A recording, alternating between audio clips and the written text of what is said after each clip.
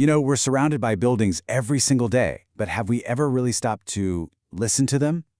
Well, in this explainer, that's exactly what we're going to do. We're taking a visual tour to uncover the hidden stories that our architecture tells about us. I mean, just think about it for a second.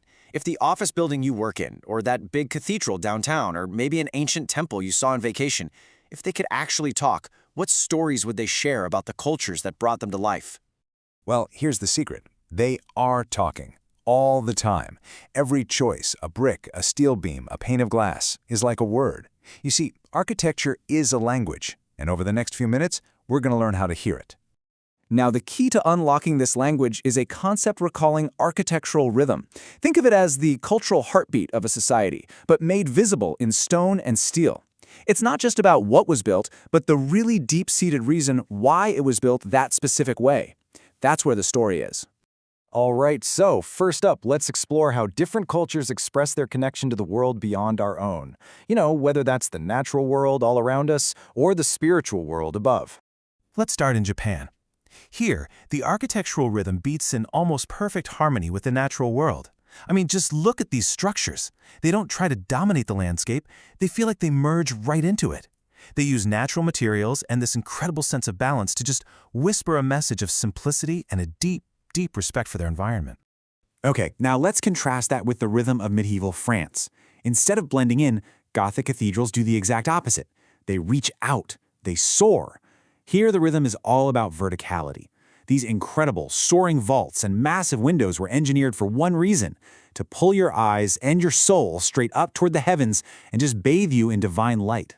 And when you see them side by side like this, it's so clear, isn't it?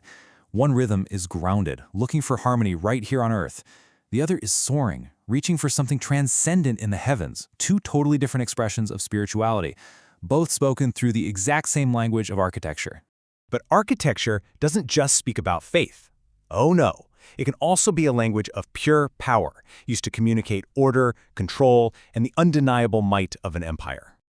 In ancient Greece, power was communicated through the rhythm of logic. Take a look at the Parthenon. Its perfection isn't just about being beautiful. It's a statement. The mathematical precision, those imposing columns, the perfect symmetry, it all projects this powerful sense of rational order and intellectual dominance. Now let's contrast that with ancient Egypt. Here, the rhythm of power is all about eternity. The pyramids and their great temples, they weren't just big, they were built to be permanent. Their immense scale and these super-enduring materials were designed to literally defy time itself, communicating the eternal power of the pharaohs. So, even with completely different styles, you start to see a shared vocabulary of power emerge. Do you see the pattern? Whether it's the massive scale in Egypt or the perfect precision in Greece, these cultures used monumental size, mathematical order, lasting materials, and imposing symmetry to broadcast one very clear message: we're in charge. This quote really just nails it. Our buildings are our history books. And you can read this history all over the world in places like Russia, where those iconic onion domes aren't just decorative. Nope.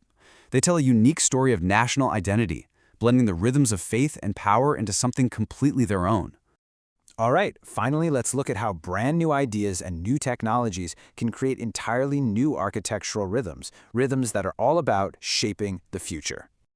Just take the American skyscraper. It didn't just appear out of thin air. It was really born from a three-step rhythm of innovation. First came the internal steel skeleton, which meant you didn't need thick, heavy walls. Second, you get the elevator, the vertical street, which actually made all that height practical.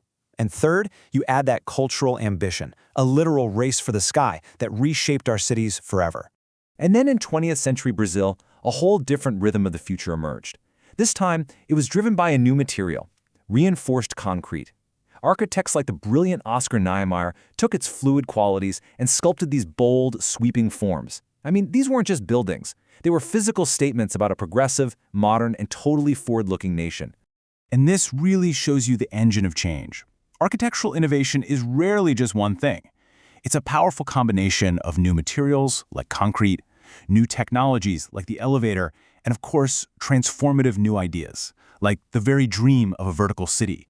So, as we start to bring this all together, we can see that these individual rhythms don't really exist in isolation. They form a kind of global symphony, with each culture contributing its own unique voice, its own instrument. This table helps decode a few of those movements. You can see how each culture uses a core architectural rhythm, whether it's nature, order, or innovation, to express a value that's held really deeply, like harmony, logic, or progress. The buildings themselves become a public declaration of what that society cares about most. So if there's one big takeaway, it's this. Architecture is never just about shelter. It's a physical record of our collective hopes, our beliefs, and our ambitions.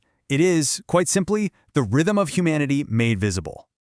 And that leaves us with one final question for you. Now that you know the language, what will you hear? The next time you walk through your city or your town, just look up. Listen closely. What stories are the buildings telling you? What rhythms will you hear?